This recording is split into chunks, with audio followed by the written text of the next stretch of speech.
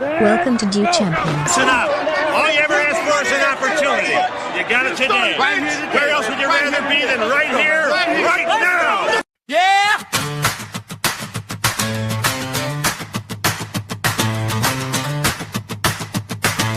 Come on with it, baby! Yeah! And an uncontrolled outpouring of hip young people. 1, 2, 3. Yeah.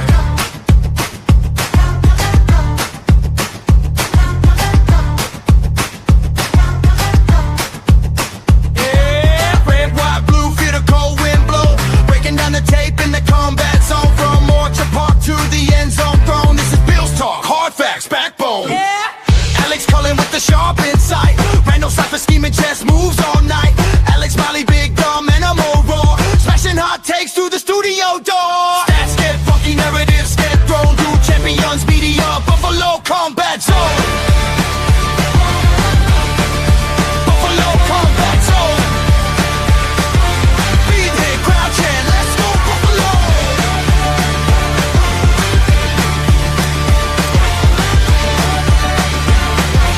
Beat it, crowd chant, let's go Buffalo.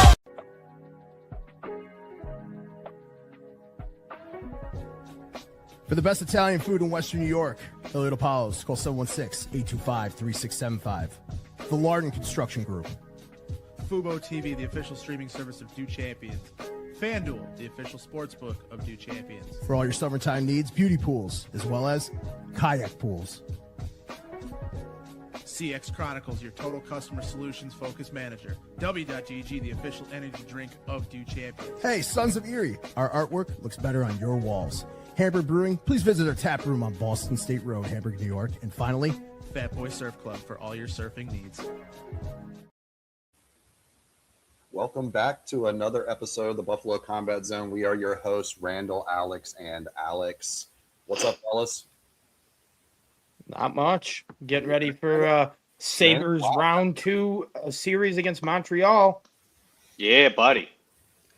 Thanks for showing up. Please like, share, subscribe. We're going to get into some redraft stuff today. We're going to talk about what we would do at each position that Beam was in the draft. So I picked 35. We're not talking about the trades. We can make a comment about it. But at each position, what we would have picked or who we would have picked at each spot as we progressed through the draft. I know that, we all have different opinions. I know for sure, especially on the first pick. But yeah, that's what we're getting into. And then we're probably going to get into a little bit of roster construction a little later on maybe where some of the holes are, how we see the roster right now, and maybe some free agent targets. And if we have time, 2027 mock draft, or is that next time? I think that'll be next week. Okay, cool. I was just making sure. All right, cool. So let's give some of our thoughts. I mean, we talked a little bit last week. It's kind of digested some now. What are your thoughts on kind of how things played out in the draft and like what we've seen since then, and maybe talk about the numbers a little bit too? I still pretty much feel the same. I really love the draft outside of us not getting a nose tackle.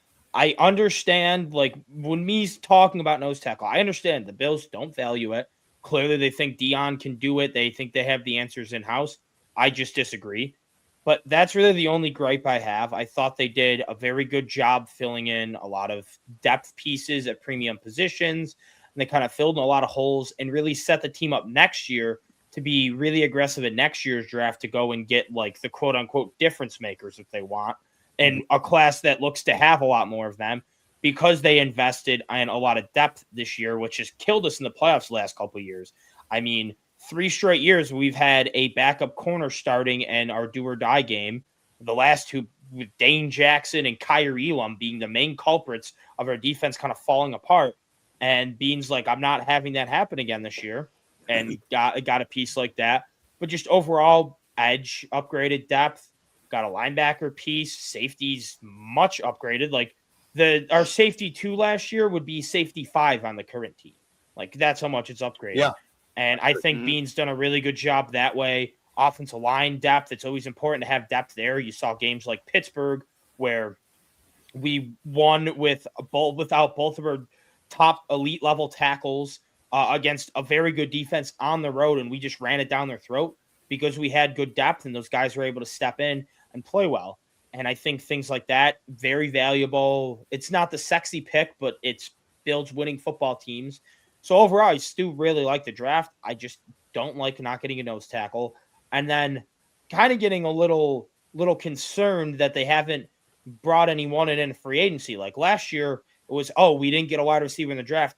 Boom, Elijah Moore was in within a couple of days. Yep. I would have liked to see that with maybe another corner or maybe another linebacker or maybe even another wide receiver, like just to bring some more people into the mix. And we haven't done that, especially at linebacker. So it makes me a little scared. Are they really going to run it with a rookie Dorian Williams and Terrell Bernard being their top three? Like Shaq Thompson's still sitting there. Bobby Okerike's still sitting there. Like maybe they're trying to field out more money and then one of them will settle for us. But I kind of getting a little worrisome on that part because I think we need to add a veteran linebacker to really complete this defense. I don't think the linebacker core as currently constructed is good enough for this year.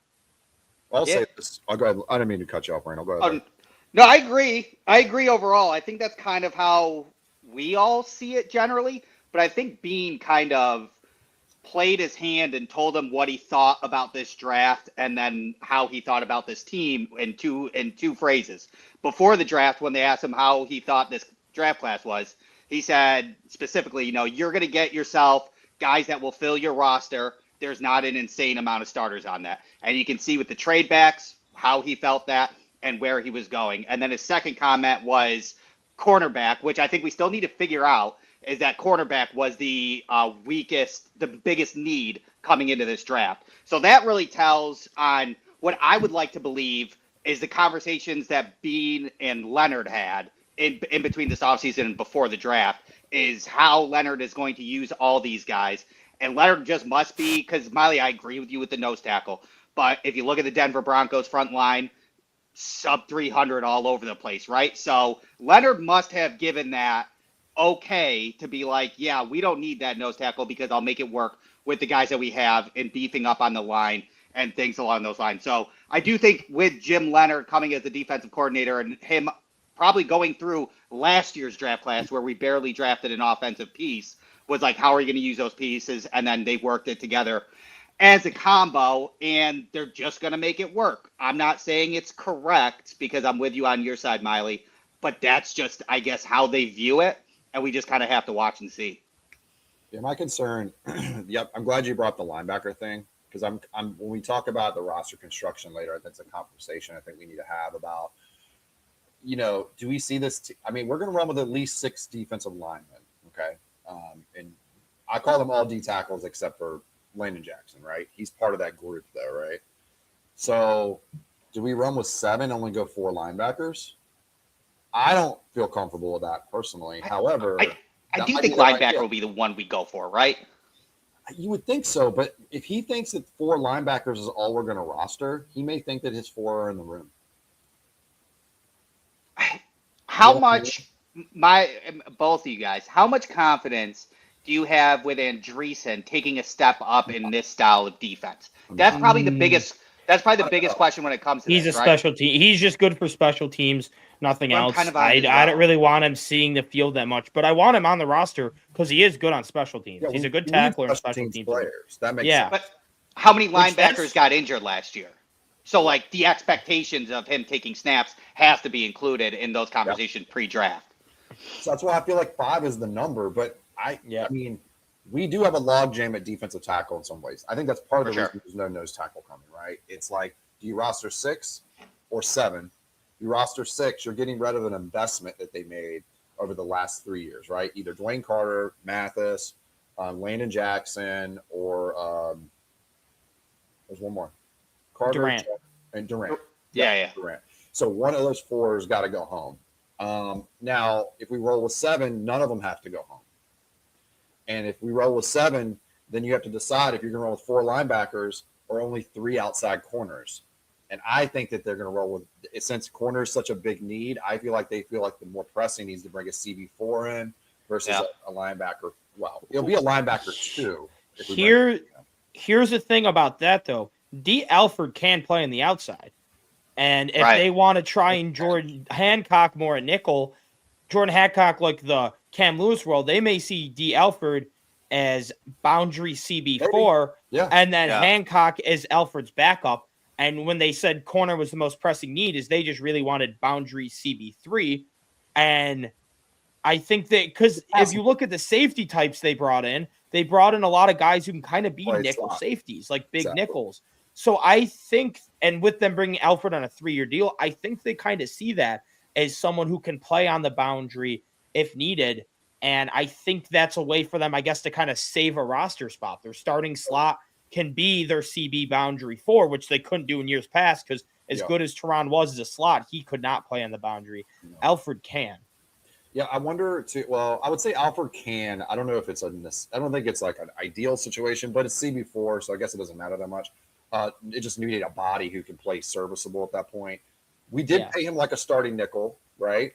So the idea would have to be a back burner idea. All they did bring it up in this presser. They said that he has flexibility to play on the outside. I don't feel super comfortable with it. I think his length and his size are going to be problematic out there, just personally. But maybe. But I think he can do it better than Dane Jackson. Yeah. Oh, yeah. For sure. Yeah, probably. Yeah. I don't think we've seen enough sample size of him playing on the boundary to really make that full assessment. But I would guess so if I had to guess. You know? I think last year was like a third of his snaps were on that boundary. I don't have the exact numbers, but I thought when we signed him, I thought I remember looking it up, and I thought it was like 2/3 nickel, 1/3 boundary. Maybe it was a little bit less than 1/3 because they moved him around elsewhere. But I thought he got at least I got some play out there. Yeah, I could be wrong, but then again, it is CB4. I think he could be serviceable because I think he's athletic enough to stay in coverage. And again, if our CB4 is getting playing time, that's not ideal to begin with because that means there's 2 of our top 3 got injured, which is possible, but last year, you're right. Last year he had an uptick in corner slots, or corner snaps a lot. In the first 3 years, he went 18, 53, and 11, and that jumped up to 143. I'm not sure if that was injury based, but he did get that. And in context, he had 366 in the slot. So you're right around that 1/3. You're right. My only question is if he thinks that corner is like the biggest need on the roster, which I'm not disagreeing that the corner depth was really a problem in my opinion. Does he just say, well, we got one rookie, are we good to go? Like, I have a feeling somebody else is coming. I just can't see them not doing it. They made a comment on the embedded show too about Elam's Orr, and saying like, if he can't start yet, he can play on 4th down for us, which kind of implied to me that he's going to get a chance to start or win a starting job. You know what I mean? Well, I mean, he's going up against Dorian Williams, right?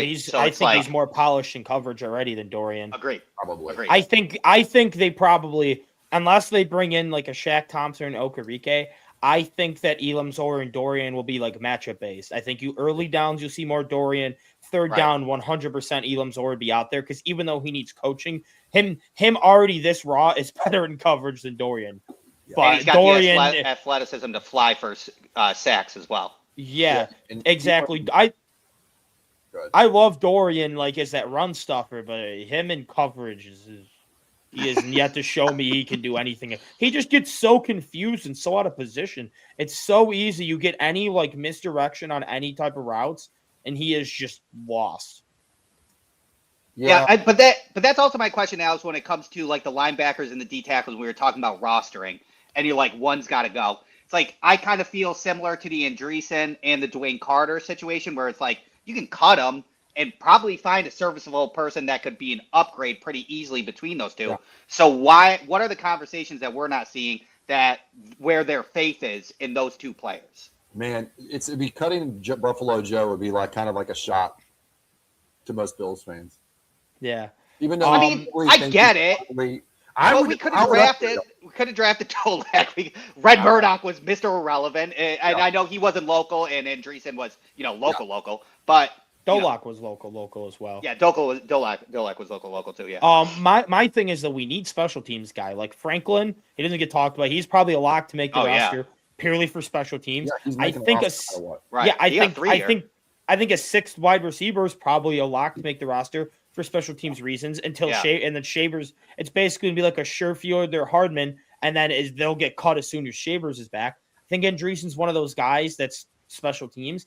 I think fullback, there's a decent shot. One of those fullbacks make the round for special teams also. So you have to kind of look at where can we save positions, and having D. Alford as CB4 and starting nickel, I think is one of those where it's a 2-in-1, where then you have Hancock as his backup. If D. Alford has to go on the outside, Hancock has to go to slot. Right. All right, let's talk about that later, because I think we're going to get into some of that conversation. Right. I'm going to go ahead and share my screen with draft picks by round, and let's talk about – hold up. I'm just sharing this really quick. All right, so let's talk about where we are and what we would do. Now, here's the rule. There's no, hey, I would trade it, anything like that, right? Yeah.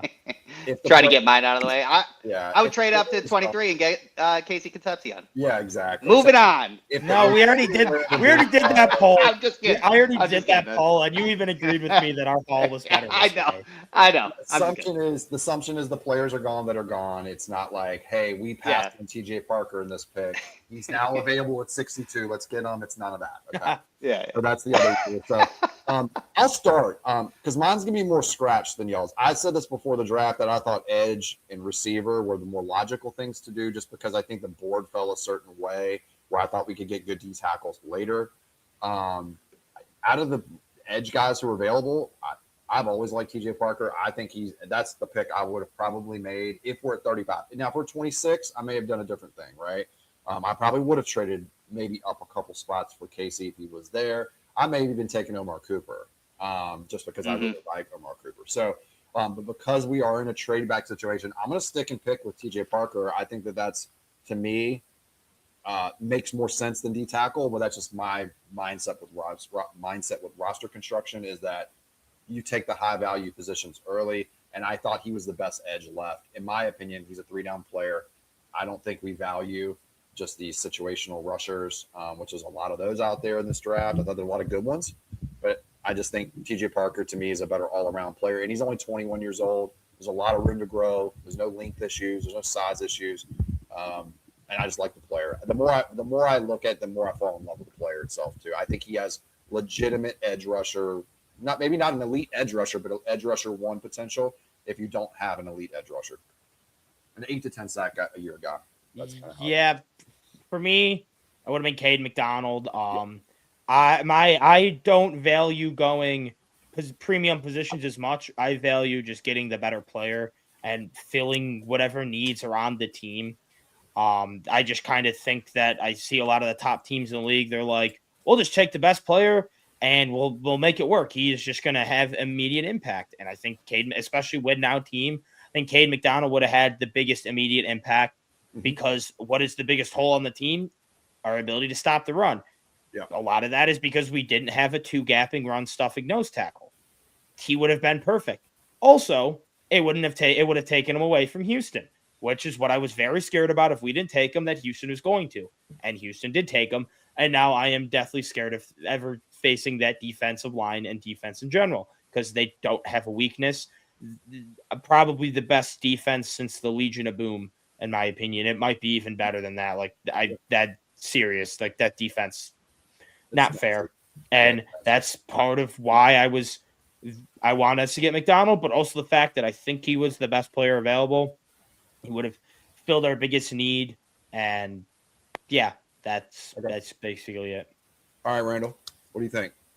Yeah, I'll pick somebody else other than Cade McDonald, even though I think he probably would have been my pick at 35. I'm pretty much on Miley's page there, especially when it comes to defending the run. I also, if it was going to be an edge, I probably would have went Gabe Akis over TJ Parker, in my personal opinion. But I'm going to go, since we did extensive work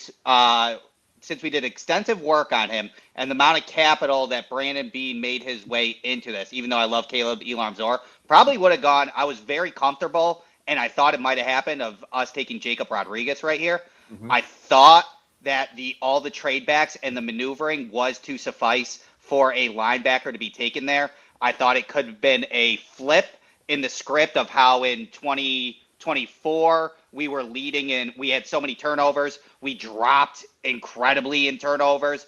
like flip the script on him, and maybe Brandon Beane want to get those turnovers back with the 11 turnovers that he had in 1 year, fixes our linebacker situation, as well as being able to try and turn those turnovers back on the defense. So I was getting very comfortable and excited at the fact that Jacob Rodriguez was going to get picked at 35. The funny thing is that remember, did it trick you too when he started? The guy came on and said linebacker, T.J. Parker, and I was like, yeah, it threw me off. I was like, it's Rodriguez. That's my first thought for C.J. Allen, and he said linebacker, T.J. Parker, and I was like, oh, okay, that's interesting. Yeah, say edge. Okay. Well, he also messed up the entire enunciation of the pick. So yeah. Oh, yeah. A bunch of people did. Like Skylar Bell got messed up. There's a couple guys that were kind of messed up with the pronunciation.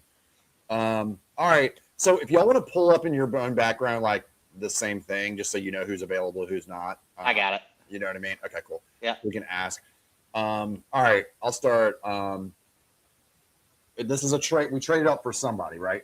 I'll say this. I would have been completely comfortable with Skylar Bell here. I'm not saying I would do that here in this instance, but I would have been fine with him at 62. I thought he was a late second round value to me. That might be a stretch for some, but at worst, most people had him as a mid third. You know, where we got him was way outside the realm of what anyone I saw had him ranked. Most people had him as a top 100 player at a minimum. I was asked before the draft if I would have been okay with trading back to 35-ish, 34, 35, and taking Skylar Bell because I had made a comment about him on Twitter. And I said that was a little too rich for my blood. But if I got to the 50s, I wouldn't have any problem with it. I'm not doing that here, though. I took edge first. In this case, I probably would have gone, what's his name? Big Citrus, and gone D tackle here at this point. I think that's a logical place for him to go. I just thought that would be a good spot for me as a D tackle value wise. And I don't see, I know Caleb McDonald, everybody likes him, and Kate McDonald. I just don't see a massive gap between those two players. So that's why I would wait on it. Makes sense. I also agree. I probably would have went Big Citrus here, but just to change it up, I'll go with Chris Brazzell. I thought he was the best wide receiver on the board. Still, I would have also been fine with Skylar Bell here. Sure, but I'm not saying who else is available. Yeah, if Skylar Bell is the third best wide receiver on my board at this point, behind Brazzell and Chris Bell.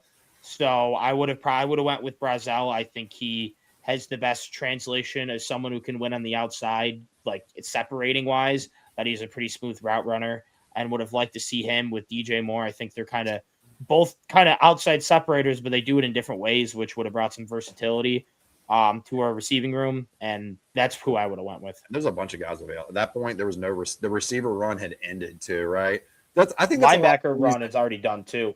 Yeah, so Skylar Bell, to me, fell along with a couple other good receivers, only for the fact that there was a giant run on blocking tight ends and centers and like weird stuff. Crazy. You know? It's awesome. It was so weird. And then it knocked a bunch of good receivers down that in years past, remember years past, we would have second rounds just cluttered with wide receivers and early third round picks. So it wasn't that way the late part, but we started the trend.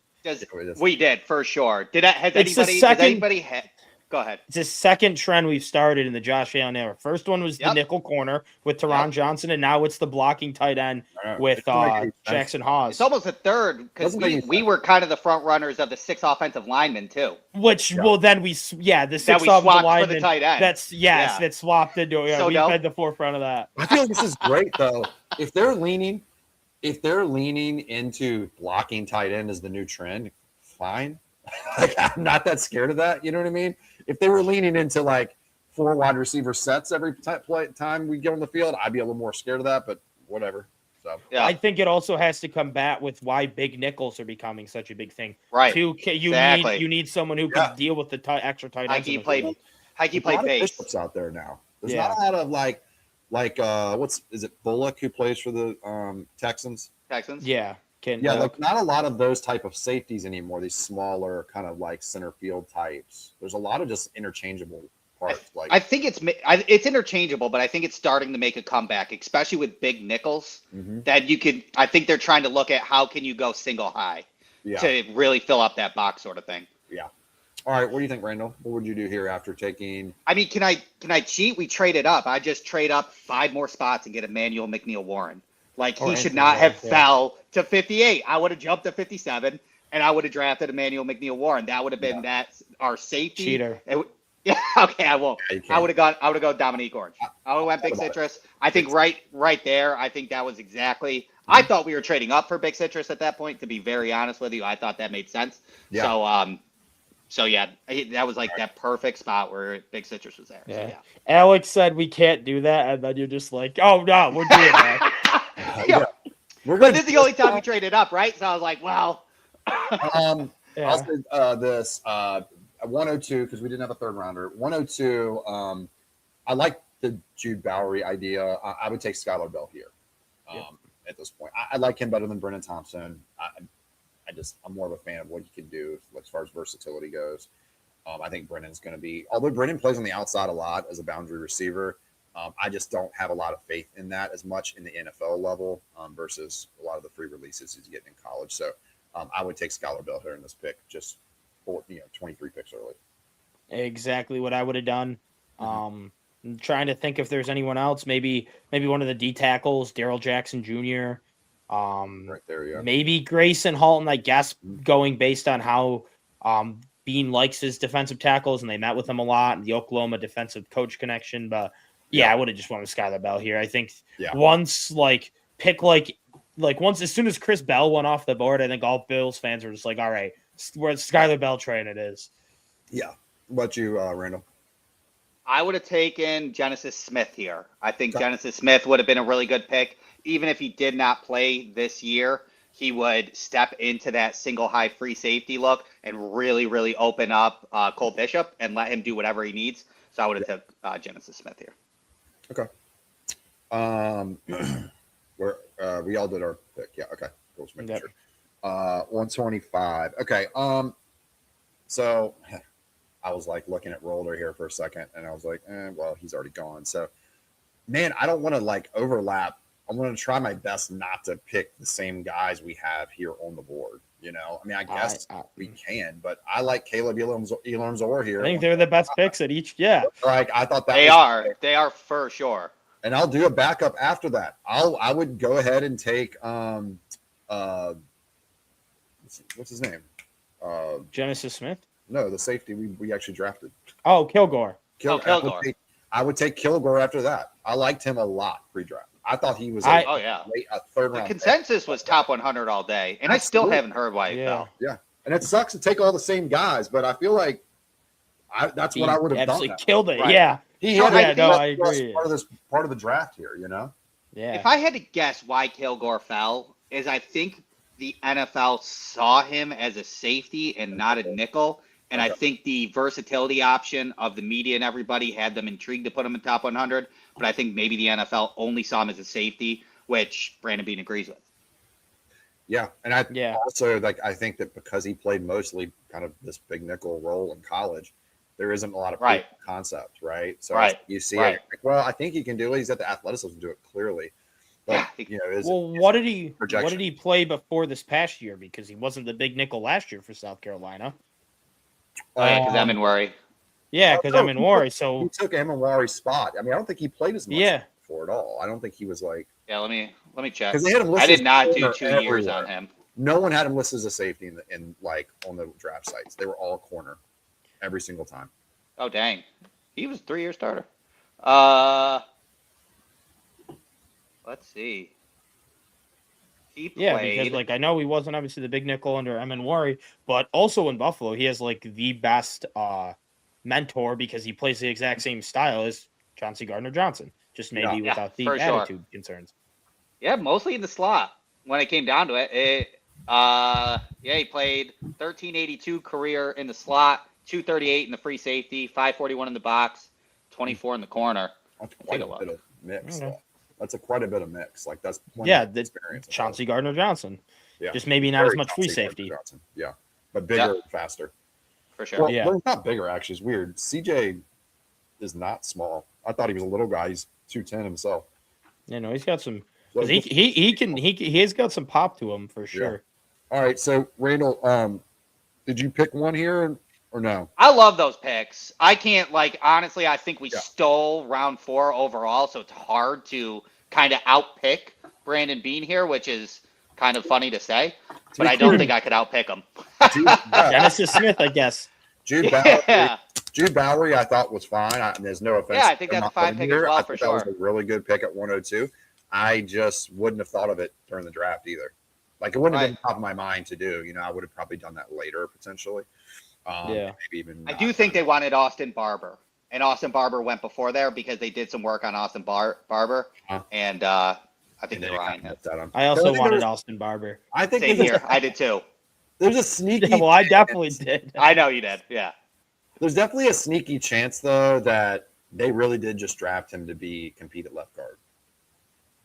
Like possibly. Yeah, well, So really Deion Dawkins is in a boot right now, so debatable, What the I hell is that guess.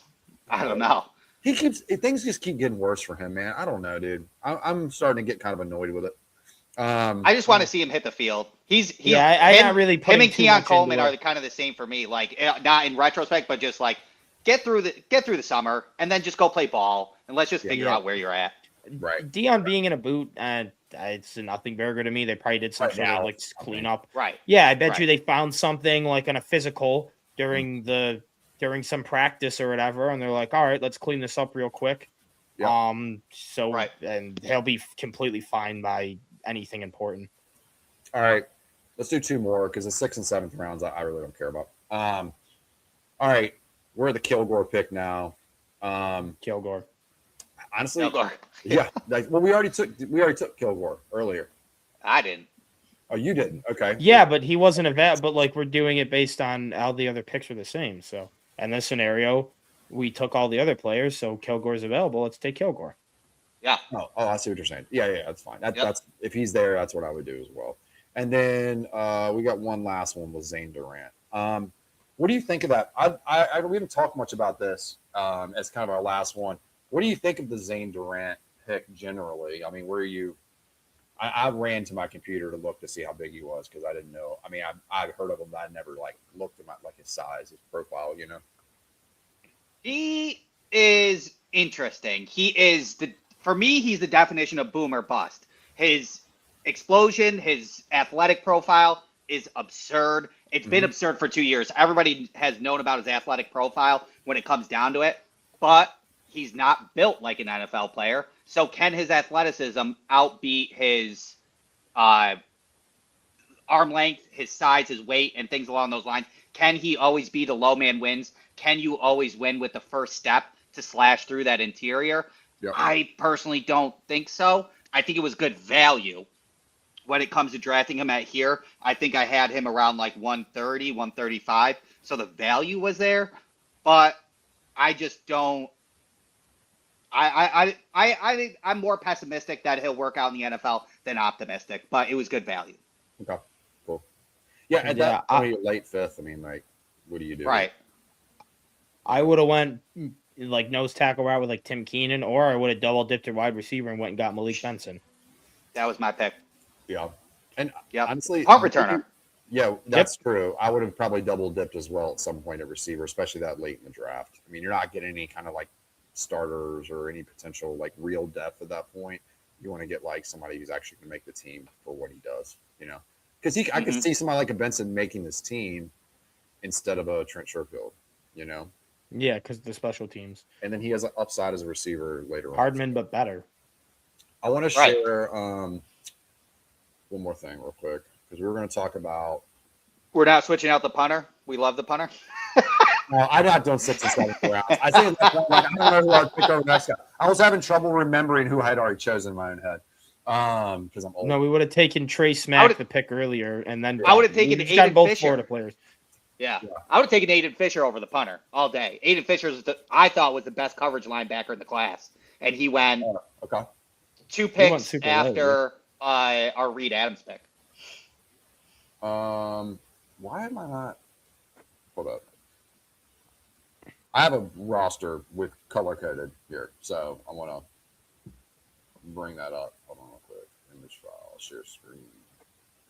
Where are we? Trying to find the Excel workbook stuff. Yeah, there we go. All right, cool. All right. So I coded blue as they're making the team to me, right? Mm-hmm. And then yellow it's a battle to make it. And then if it's not in yellow or blue, I think they have like almost zero chance to make this team. Every single player on our roster is on this, by the way. I added all 91 or whatever we have. So, and then I've got IR down here on the right, bottom right, if you can see everything. Sorry. I do see it. Okay, cool. So, and also to like, you see there's like green, there's like a pink right there, number 3. It doesn't necessarily mean I think we'll keep more than 3, but it definitely means that I think that we could add somebody to the room. Because like you only have 1 for quarterback, right? We know there's going to be 2, but I don't want to add anybody really per se off the street, like Tyrod Taylor got signed today. So that's not really my thing. But I feel like this is a good like kind of visual breakdown of what it kind of needs, like what it's going to look like. After like kind of looking at it a little more, I think we're running with like 24 offensive players and 26 defense. What are your thoughts on that kind of breakdown? If you think it's going to be split 25-25 or, what are your thoughts? Okay, I got mine in here, and let me do the quick math.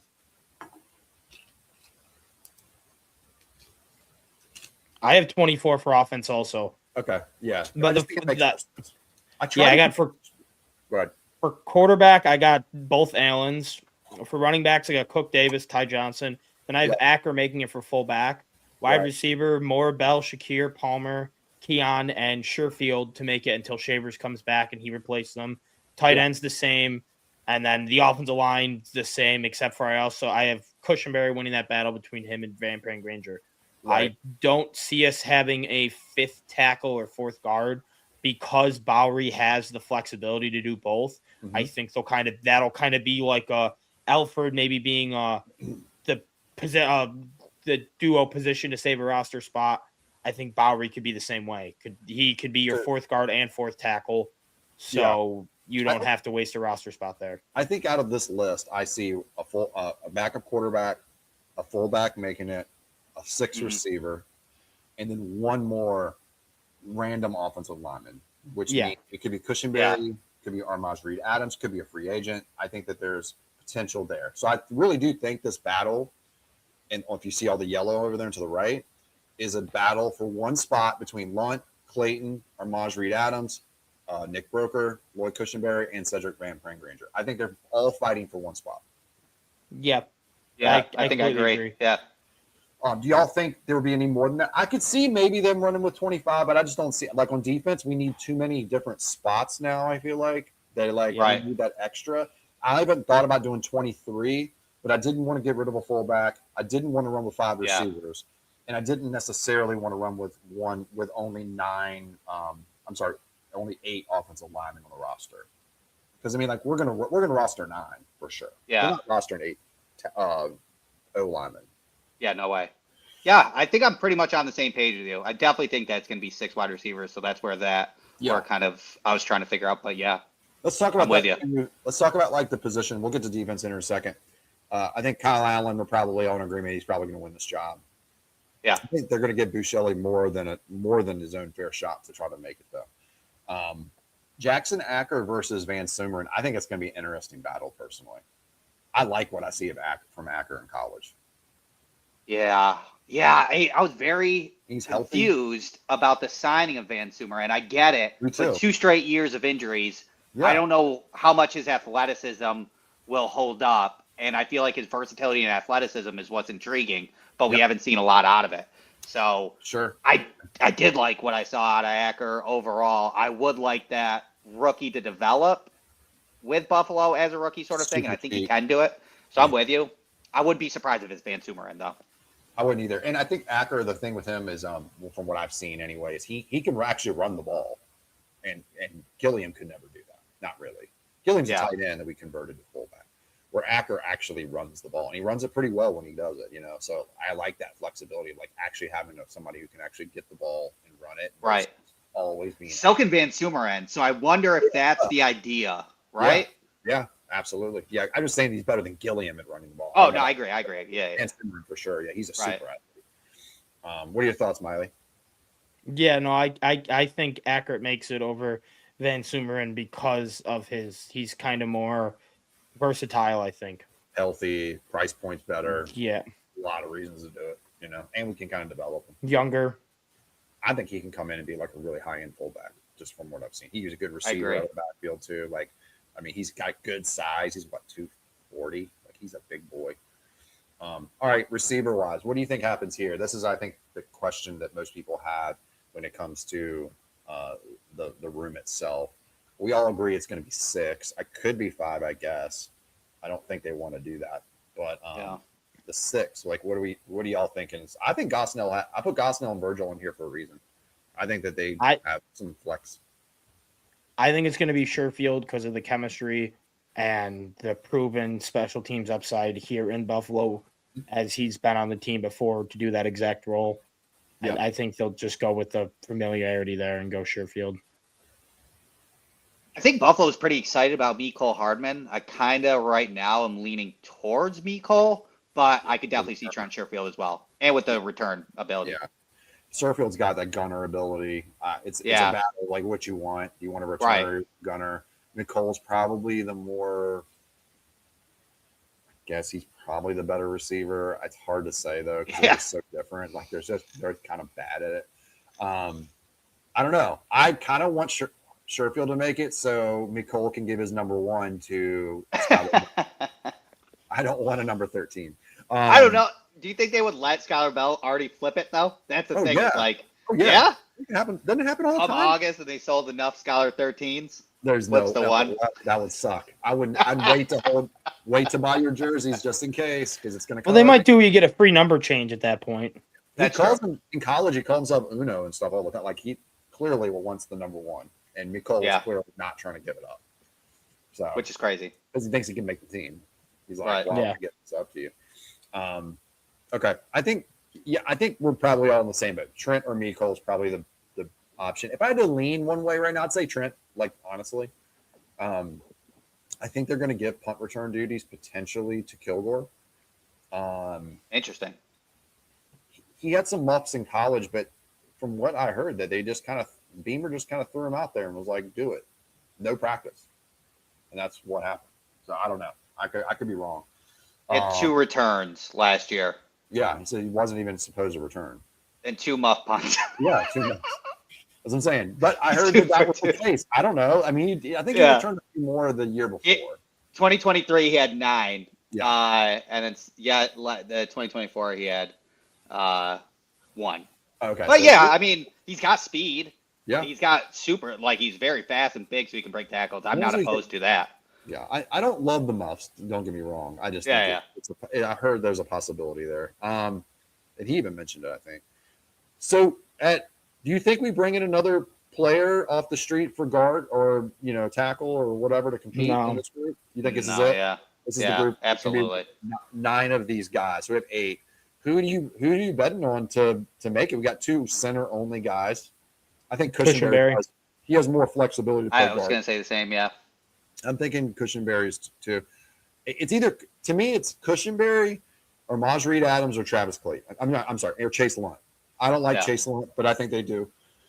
So I think it's one of those 3 guys. I think Broker's seen his cup of coffee in the NFL, and he's just a practice squad guy, Mm-hmm. And then Cedric Granger, I think he's gone. I don't know. How's he going to beat out Cushenberry? Cushenberry can do exactly. More. That's the thing. But the health is a concern with him, so that's the other thing is he completely healthy? What does that look like? He's not expensive. We did sign him like he was going to be a backup player, barely making the team. So, which is going to be the case. All right. So we got 26 here. I think, are we in agreement the edge room's done? Like there's nothing changing here. Yeah. I think absolutely. It's the most, I would say it's probably the most solid room of players. Like Molly brought up earlier today on Twitter was, if these players are all healthy, this is probably one of the more solid rooms we have, from top to bottom. Like they're all roster. As long as Solomon can make the jump that Brandon Beane is talking about. Sure. Yeah. Yeah. And he's kind of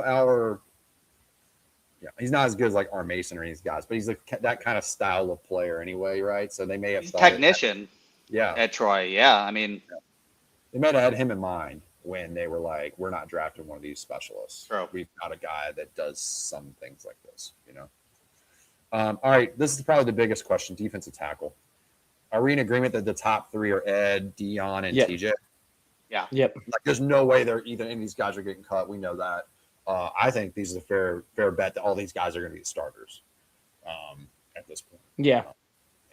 It seems to be more times than not teams kind of run with this style too. I felt like back in the day, like we had 3-4 when we had Bruce Smith. He was like a 270 guy playing defensive end in a 3-4 or defense a 5 tech or whatever we're doing.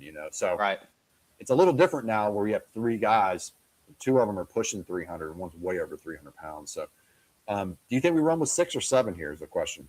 6. I think there's a better chance we run with 5 than 7. Okay. What about you, Randall? I think we run with 6.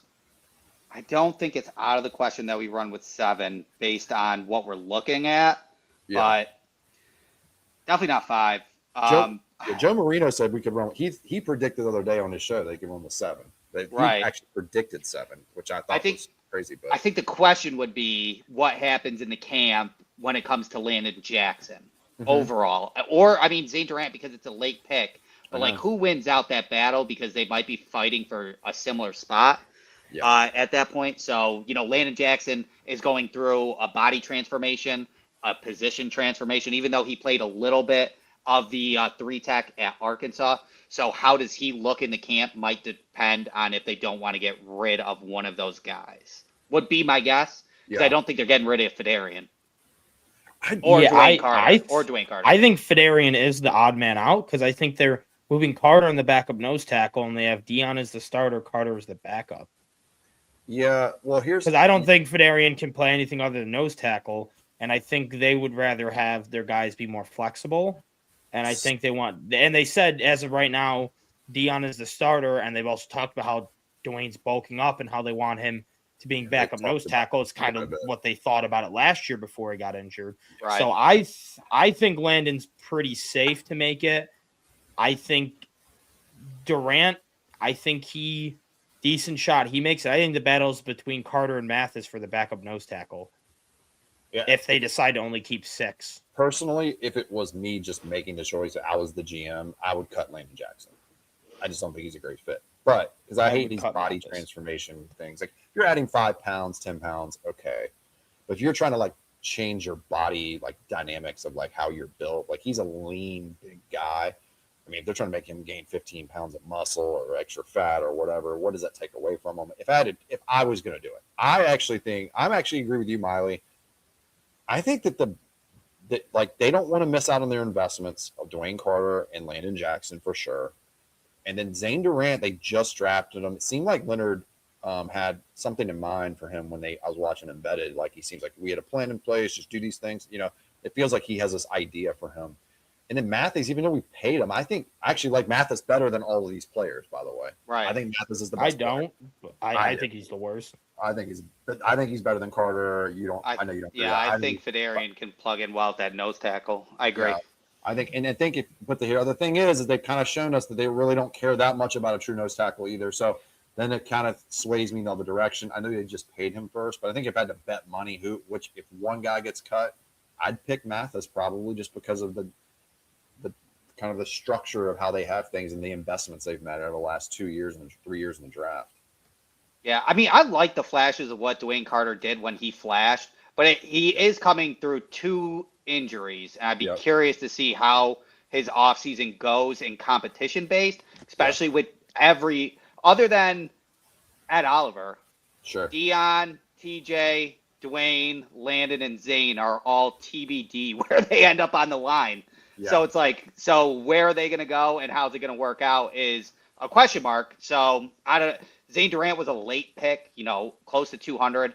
I wouldn't be surprised that he gets put on the practice squad sort of thing if that's the case. But I guess we'll kind of see. I don't know. I also have a non-bias against Zane Durant. I just wasn't not a fan of him, so it's hard to get that out of my head. And he's pretty late. He's the last pick of the 5th round. This is not a guaranteed you make the roster kind of guy.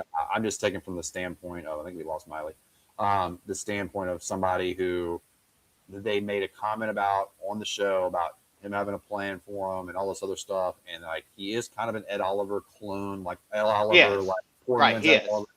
Yeah. And that tells me something, I guess, because we don't really have it. Like Sanders isn't that.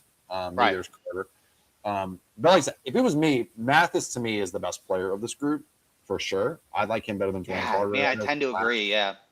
I just think he does more things. I know the races just plays nose. I think he can play 4-eye. I don't think he can play 5, of course, but I think he can kind of move. He's got one tech cosplaying as a nose tackle at the end of the day, right? Playing 0. I mean, I think he can do both those things, which will be useful. So he really can play 2 different positions on the line. Like if I was going to do it, it would be me doing that. I just think that they don't like to give up on their young investments. Clearly, I know. Other than Keon, agreed. That I think Keon was on the block for real, and no one gave them shit for him, and they were like, we believe in him." Yeah, we talked about that today, and I definitely can see where you're coming from at that point. But it seems as though that they began with it. And I would be very surprised that no team offered us anything. I guess it would be what the offers were.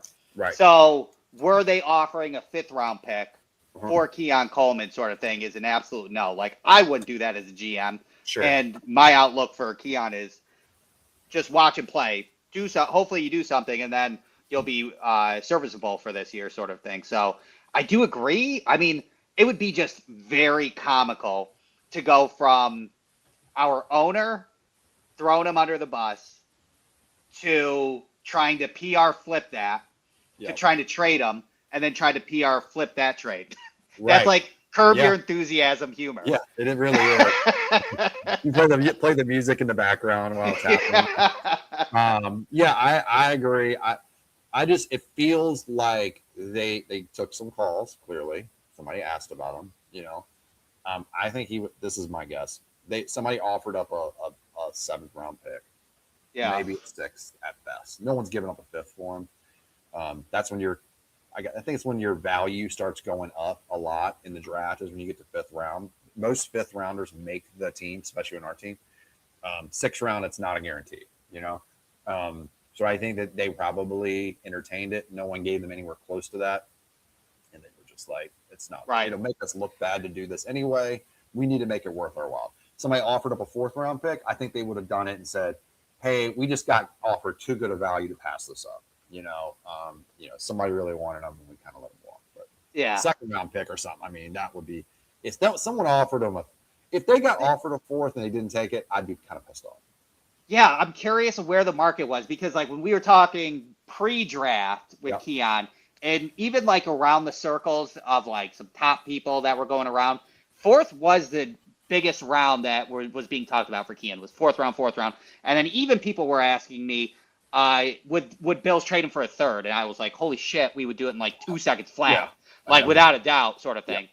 So and then you do obviously probably have to put the NFL tax in, right? Like we're always a little too high, and we're too excited and high up in our judgments and projections. So I mean, I wouldn't ship Keon for a 5th either. When it comes down to, I'd rather take the risk and see if it works out rather than. Yeah, I mean, he's a rosterable player for sure. Right. He's done some things. Guys who get 100 yards in a football game are rosterable, right? I mean, he doesn't do that every week. Sure. He's done it twice, right? So having it done it twice, to me, I'm like, if he's wide receiver 5, that's not the end of the world, Right. Would you have done it for Malik Benson though? What? Straight up? If we got a pick before Malik Benson, and then let's say hypothetically we took Malik Benson. Personally, yeah, I would. Because Malik Benson went in the 5th, late 5th? Yeah, late 5th, I think. Yeah. Right. So I guess if the plan worked out where we got an early 5th for him, we took Malik Benson, I'd flip that. Yeah, I think his value is like a 6 because we got him the early 2nd, right? Right. He has not just inconsistent football play on the field. He has major issues that if we're seeing it, they're seeing it. He's the worst separator, or one of the worst separators in the NFL. That's well documented. Most sites say that. And he has issues staying being able to available because he keeps missing meetings and stuff. Like he doesn't come off as a serious person, Right. So what is the value at that point, right? Like is a team going to look at that and go, you know what, I'll give you a 3rd. He's a little bit Miley's AirPods went out. That's what he had. So Yeah. we'll head up the show here. So that's my thing is like, okay, so drop him one round for being a tardy person at meetings multiple times after being tardy. Right. Drop him another round for fair point. Just the consistencies. That's 4. Right. His route running. His route running, like the punniness of him and him not being able to separate, like we're down to a fifth, and that's the stuff we know about, right? Like we don't know if he's shipping in people from Canada. Trade Rec Sports or whoever that was. Yeah. We don't know that's happening. So my guess was a 6 at the end of the day. It makes sense. I can agree with that. We worked that out. Yeah. All right, so okay. Linebacker. I'm going to talk about the last thing I want to talk about today is the receiver job, the battle for the wide receiver 3, and your thoughts on that. For sure. All right, Dorian Williams, Caleb Williams, or Terrell Bernard, Joel Andreessen. I'll put Joel Andreessen in blue. I think that he's a fan favorite. I think he's a team favorite. I think he kind of has, like, with what I'm looking at. I mean, we're bringing in another guy. I would hope. Right. Right. Yeah, it's kind of just like process of elimination when you're looking at Jenkins, Charlo, and everybody else. Andreessen is at that top 4 spot. Yeah, and then you have, would you rather have Okereke or Shaq Thompson? Okereke is the better player for sure. So I would probably take Okereke. Overall, he would be a good locker room guy and a good presence in that linebacker room. I think he would be a safer bet if Terrell Bernard goes down at that point to cover that aspect.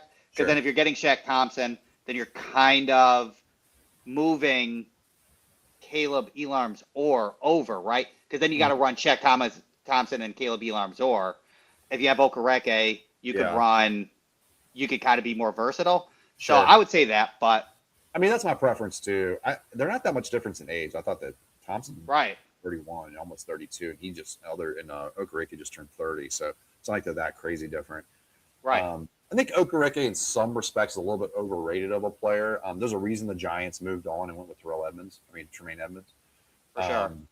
There's definitely, they felt like they needed to upgrade there for some reason, even though Okereke had a pretty good career to this point. I would take him still over Shaq. I think there's more longevity there with we have more runway with him in some respects, and I think he can take over for Terrell Bernard pretty easily, and he can play both spots.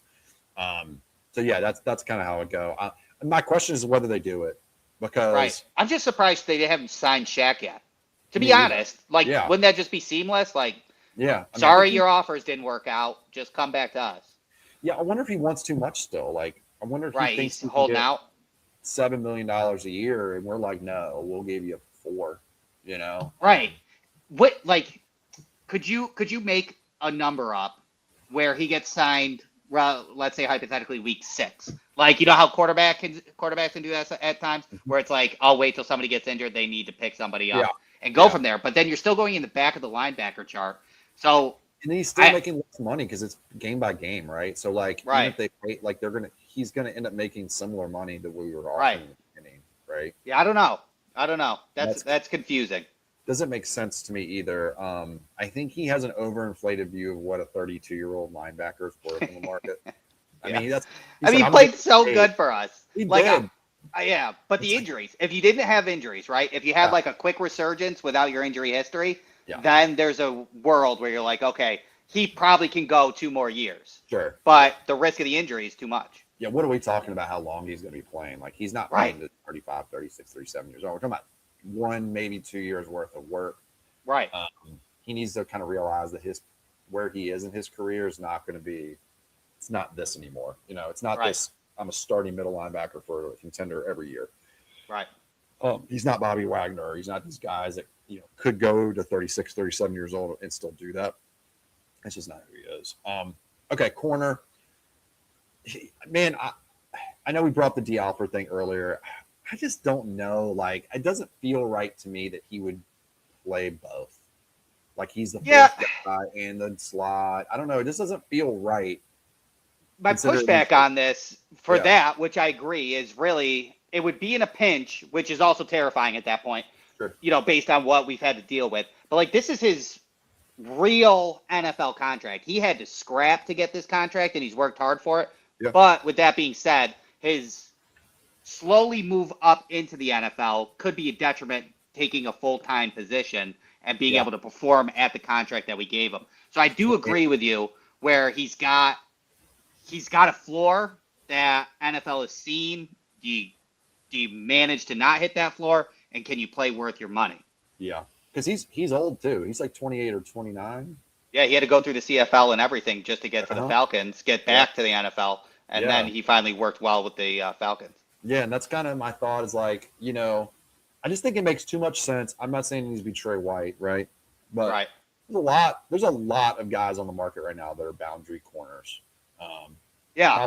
Probably not going to be Marshawn Lattimore. I don't think that's probably realistic. But there are a lot of dudes out there still. I looked at the other day. You can see it right now. Who's out there? I mean, it's quite a bit of guys that I'm like, wow, I can't believe these guys are even available in general. Like, it doesn't make any sense to me how all these guys are just sitting on the market. So like, I'll give you a list here. Lattimore, Trayvon Diggs, L'Jarius Sneed, Jimmy Ward. He's more of a safety. Trey White, Jeff Okudah. I know Jeff Okudah is not like a premier player or anything like that, but he is a young player that was a high draft pick. Dory Jackson's out there. Rasul Douglas is still there. Right. Nick McLeod. I really like Nick McLeod. I think he'd be a great I like CB Nick McLeod too. That would be my ideal, is a guy like Nick McLeod.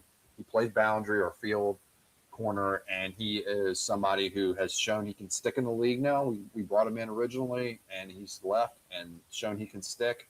Make him your CB4, call it a day. I don't think there's a big difference between him and like a Dorian Strong tier player as far as athleticism goes. That would be what I would do. Yeah, actually, I'm pretty much on the same page with you when it comes down to there. Yeah, 27 years old, but the problem is now is like, I don't know. I see 4 corners here. I think one more safety makes it, and 2 corners. But I think one of those corners is going to be Hancock, who cosplays as safety. For sure. Absolutely. So I think Hancock takes Gino's job that we wrote. Well, Gino doesn't have a job, but you know what I mean? Like, he's the one. I think he's the one who gets superseded. Although it does freak me out a little bit having Hancock and Kilgore as your primary backups who actually play. Right, with limited NFL experience. And we shaky last year. Right. Position change. Yeah. I feel like in this free safety, you want to keep Geno Stone realistically, because you can get I do too past Geno Stone when it comes down to it. I mean, the Bengals, I think, did more detriment to him than himself when it comes down to it. So I think Geno Stone could be that last safety at that point, but I do understand with Hancock, you kind of need Pride, a junior, as well.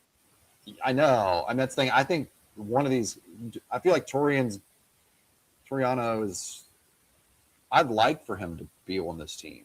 Don't get me wrong. I think the speed fits the room. I think his skill set fits. I think they drafted him for a reason. I don't think that they were fishing for a guy to take there. I think they were hoping he was going to stay there. It's the same. I think they look at him a lot like they looked at Dorian Strong last year. Yeah, exactly. I'm with you on that. He would fall. They did. Right. And they gave him every chance in the world to make this team, and he did, and he got hurt. Right. I think he's the new version of that. And they tend to do this with corner, right? They draft a guy high and they draft a guy late. And the late guy works out. Oh, the late guy works out. That's not the case this time. But yeah, I could see that being the case, him being the other corner with Hancock, and then having Gino make the team. Yeah, I agree. But then we have a numbers problem, right? So we have 5 safeties, right? It's 5. And then we have 6 corners. That's 11. We have 5 linebackers, 16. D tackles, 6, 22. Yeah. And then 5, 27. So somebody. And we had 24 offense, right? 24 offense. Now, if we want to cut to 23 on offense, this is the dilemma, right? What do you do? 5 wide receivers. Or 1 less lineman. But I feel like they'd rather run with more linemen and with less receivers. For and sure. Just say, screw it. We'll call Trent and Mecole up once in a blue moon. Right. That I mean, seems obviously realistic. that's what we used to do, so that's not out of the question overall when it comes to 5. I still do think we kind of almost run with 6, but I do too. I feel like receivers. I think he's finally woken up to not neglecting this position. So yeah, I do agree. think there's a chance that, like, I feel like it's a solid chance we're running with 6. We ran with 7 a few times last year on the active. So Yeah, I feel like they're not cutting back there. 4 linebackers is that That's a that's a possibility at this point. a That's why, like, possibility? maybe that's why they haven't signed anybody, because they're Right. like, this We'll is run it. with it. You know. Right. Here's the other thing: is like we're assuming Toriano Prada makes the team, right? True. If they bring in a vet corner, Yeah. then he's not making the team. Or Right. Hancock. And I think they will really want Hancock on this team. I do too. I don't think he's going anywhere. So it comes down to Pride or Gino. Or Gino Stone just gets cut. Hancock's the 5th safety. That seems the most realistic. That seems plausible. Yeah. Yeah. And then you're running with Pride versus a vet. And Hancock is the 5th safety, even though I think he's much better suited just to be our Right. Because you do have, you have CJGJ as that vet as well back there. Yep. So he can kind of like lead and he's versatile in that aspect. So yeah, I mean, I did. This is why I was surprised we took D. Alford. I thought the idea Same. from the beginning was Hancock was going to be the new Taron Johnson if we needed one. Right. And that was going to be the play here. And I think that was the idea for them when they first brought him in. Then they needed him at safety just because the numbers. But I thought that was it. But then they didn't do that. So it makes me be a little more hesitant about Hancock because they brought in Gino and CJ Gardner-Johnson and Jalen Kilgore. Right. And I'm like, wait, where are the numbers here? Like, it doesn't make a lot of sense to me. Yeah, I mean, I'm on the same page with you as when it came from D. Alford, but yeah, I mean, like Jordan Hancock didn't look comfortable on the field. I think that was one of his worst qualities was he just looked uncomfortable where he was. But we always said it was just where his position was. They played him way too much at safety, which is so accurate. Yeah. But at that point, then are you just putting him immediately in a nickel competition to earn a starting roster spot when we used a draft pick on him? Yeah. And we signed D. Alford to a good contract when it comes down to it. Yeah, he signed a starting nickel contract, right, for CB4, sure. Not a CB4 contract, right? Right, exactly. Unless they Hancock played outside at times. It's not at Ohio State. Right. He doesn't move it. He's not. He doesn't. Yeah, it wouldn't be good. Yeah, you're right. I don't know. That is probably, I would say quarterback and wide receiver is probably the most interesting thing, or DBs to figure out based on, because I would think talking through it, Jordan Hancock could be starting outside looking in. Yeah. Or Geno Stone. Or Stone. It's him and Stone. So like I think the biggest battles are going to be this. Geno versus Hancock, who makes the team. Toriano Prod or a vet if they bring in a vet. Right? Right. And if they roster a 5th linebacker off the street, or if they just go with 4, that's the next thing. The D tackle position, and if we carry 6 or 7, and if we do 6, who's getting cut between Durant, Jackson, Carter, and Mathis? Right. Whether we roster a fullback, that could solve some problems. Because they don't make problems anymore. If you get rid of the fullback position, you're like, we're not going to run with it. We're going to let Hawes play it. Then you don't have to worry about this number thing anymore because you run 23 and 27. Right. But I don't think they're doing that. I don't think they're going to do it either. Yeah. Especially with what we just saw at the trend in the draft. Yeah, I agree. And it's like 5 receivers versus 6 is a question. Right. And is it Trent or is it Mecole? And then if we actually run with another offensive lineman from the street, or if it's just going to be between these guys, right? And it'll probably be these guys at this point. I do not feel super comfortable at left guard, but it is what it is at this point. Yeah. I mean, that's just going to be a true battle. So many people to fight for it. Who's going to take it sort of thing. That'll be an interesting battle to watch. Yeah. Because Amaj Reed Adams, I think, could hypothetically take right guard next year if he ends up making the team. Yeah. He's got to get that stiffness out. Yeah. But I think he's snatched up. I think somebody will snatch him up if we cut him. You know what I mean? Like, I don't think he'd make it to the practice squad. Good guards. I just don't think. I think somebody would say, "Oh, let's give him a shot." You know, Buffalo got rid of him. And then last Yeah, thing, possibly though. You had last year? You had that statistic. Do you remember it? How many people get plucked from the practice it isn't squad as after much. cutdown Yeah, day? it's not that much. It's not that They much, have right? to sign them. Yeah, They got right, to the right, roster.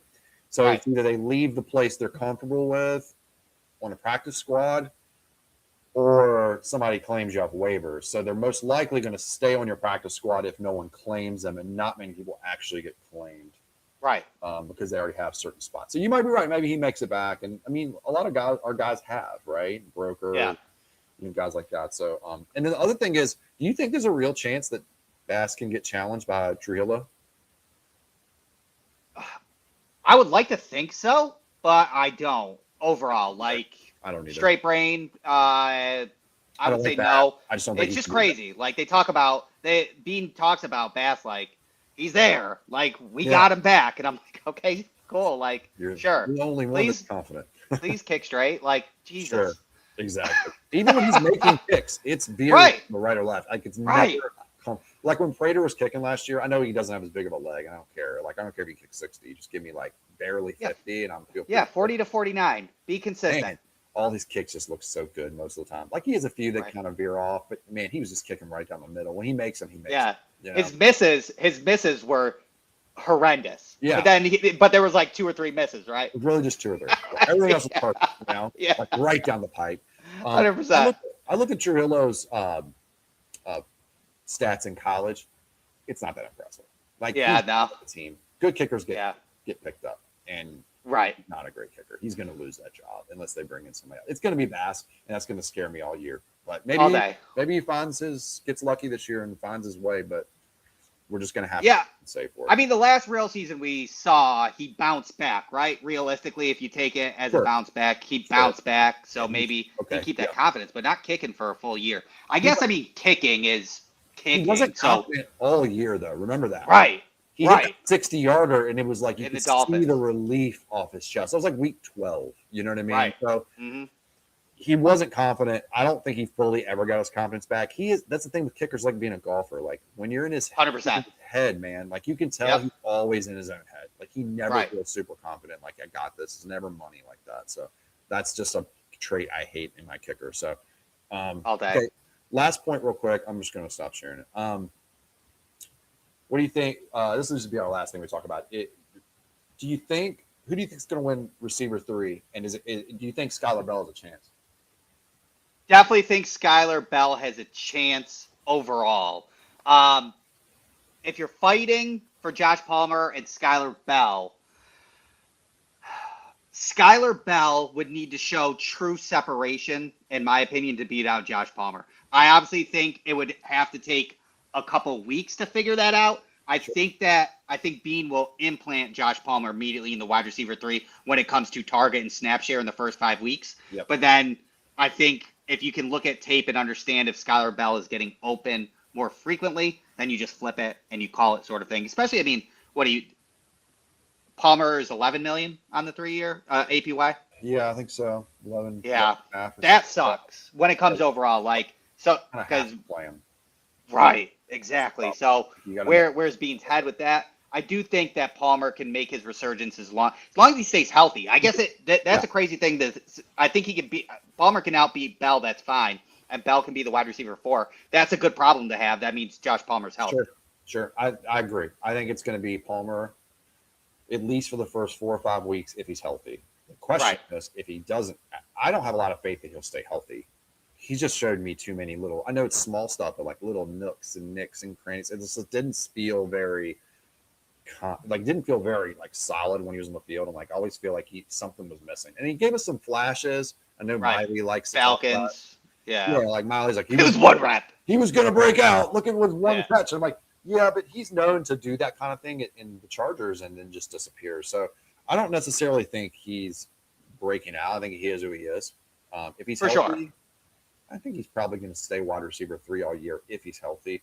And then we'll have Bell in for certain situations and back and forth with Keon, depending on what they're doing.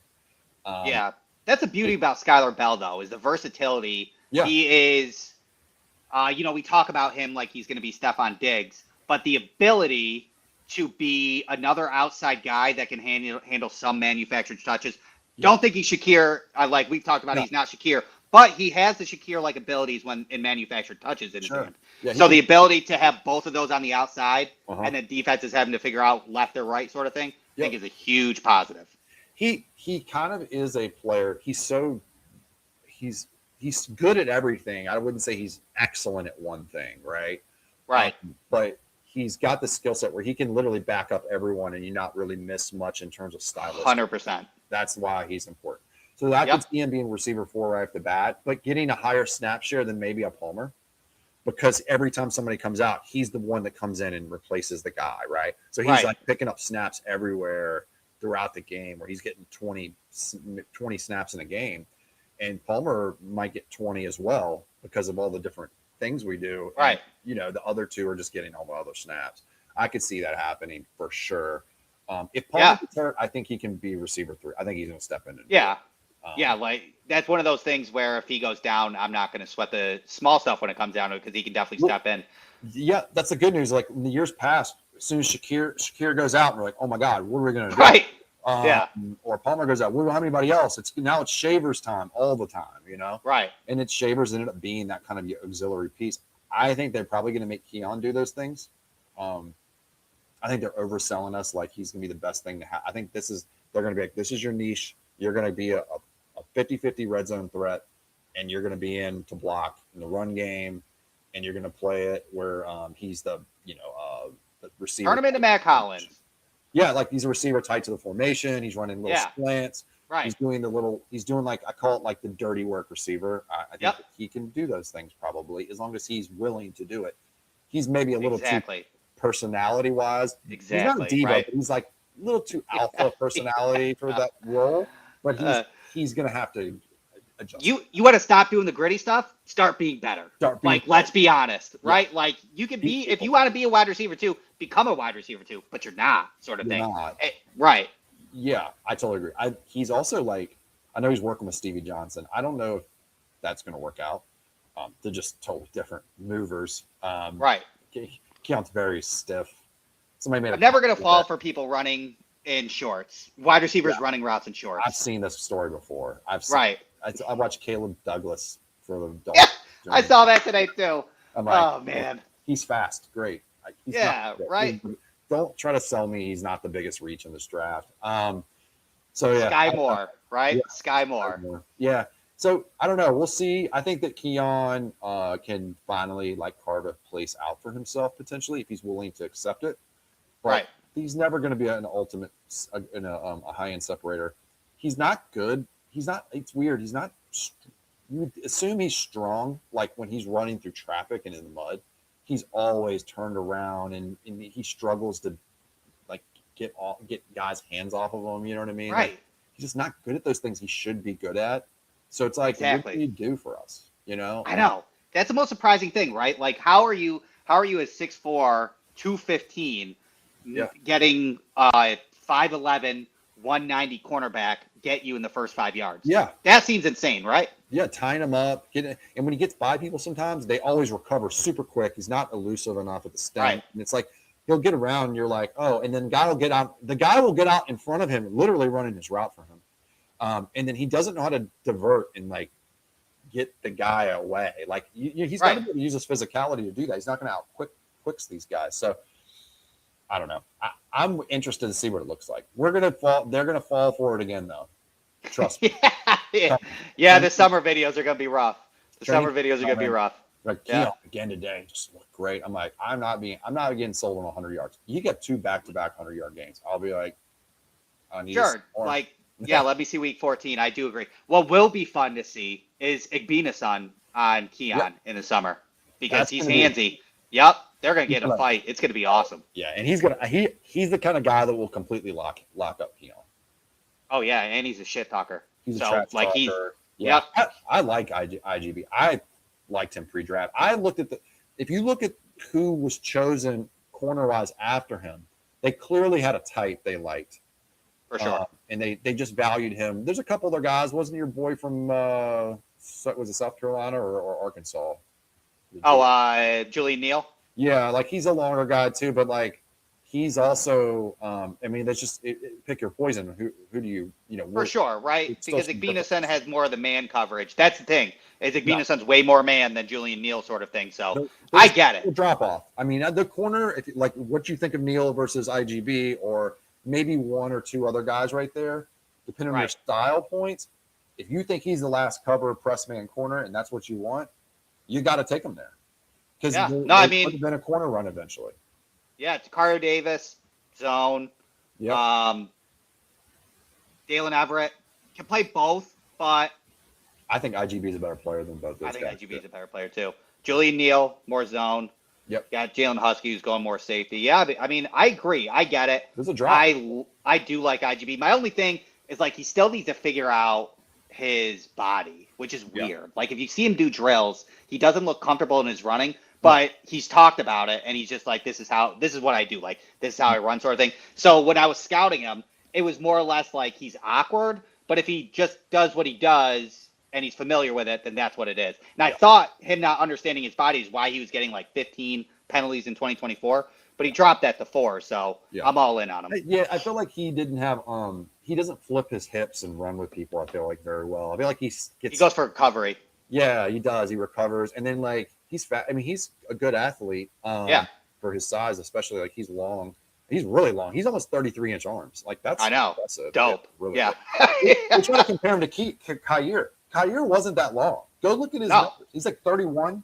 I don't even think he's 31. I think he was like 30 and like 7/8. Like, yeah, but that's like decent length for a cornerback. Like, because cornerback, right? Like that's like where the average is. Yeah. And then we had a couple long guys because like Takario Davis has over 32. Ephesians Presock had 33, and Igbenison was one of the higher in the arm lengths as well. So I get it. I mean, it's going to be interesting. I think it's going to be risky to rely on him being our CB3.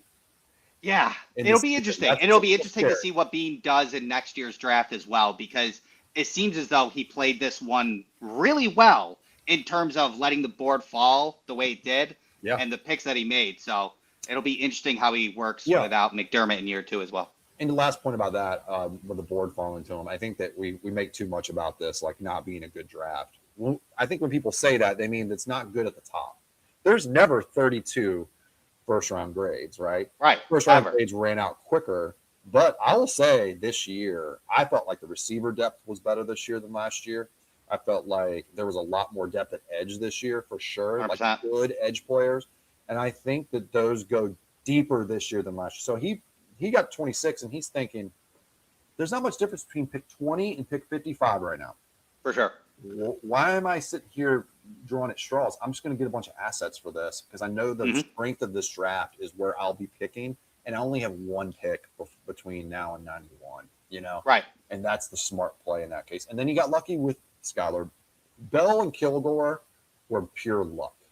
Like, that's not supposed to happen. Like, I'm surprised Beans always Brady knew the kind of love I had for Skylar Bell. It's like, why'd you wait till 125? You didn't love him that much. You had a shot. There's something that I guess we might not figure out, at least for a while, because I feel like other than our embedded, there's been a lot more of the other teams of their draft rooms coming out and the videos of that. And I haven't seen an insane amount on there. So I think his process he's going to leave to himself. But, man, it was risky on Skylar Bell, and it worked. It was, I think Kilgore was a BPA, but even Caleb Elarm-Zor, man, that was risky. But it worked. That was the right range for him, I felt like, but it was risky still because someone could have loved him and got him 20 picks ahead of us, 100%. And Jimmy Rolder was gone, which we did research on him as well. So that was like, you were thin red line and linebackers right there. Yeah, we were getting to a thin place where like there wasn't many guys left that I would have felt real comfortable with. Agreed. Yeah, I think the teams are getting better, like the analytics of not the player itself, but where players will fall based on trends of the draft. So they see a run happening where they probably knew in advance that a blocking tight end run was going to happen in this draft.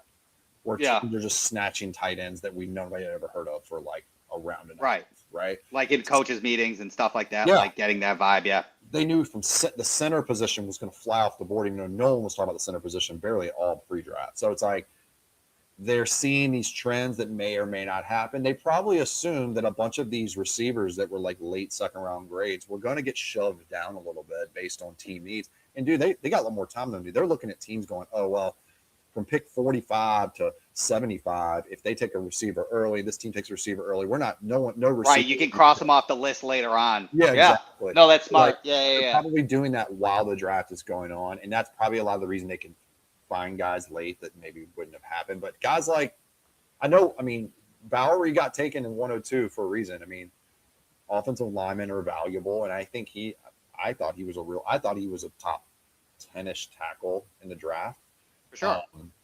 Good. I mean, look at how we drafted like Spencer Brown, right? Spencer Brown was a Raz guy that you took a shot on to take. Yeah. Bowery is a massive human being that is a good 4th round pick in a premium tackle position. So similar.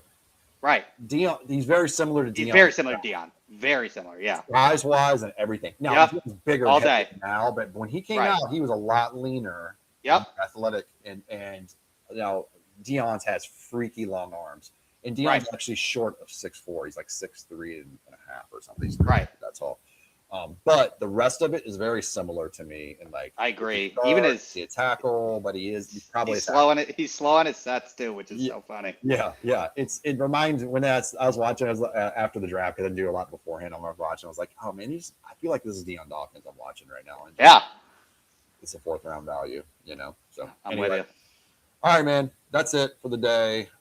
Please, I'm gonna head off right after. Same. Chris. So, but everybody like, share, subscribe. Thanks for coming out. We'll see you next Monday.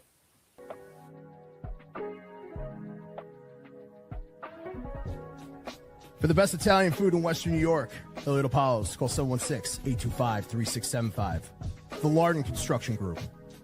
Fubo TV, the official streaming service of Do Champions.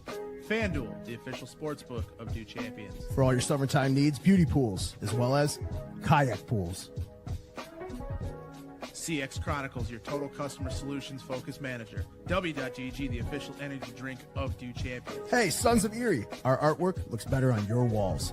Hamburg Brewing, please visit our tap room on Boston State Road, Hamburg, New York. And finally, Fat Boy Surf Club for all your surfing needs.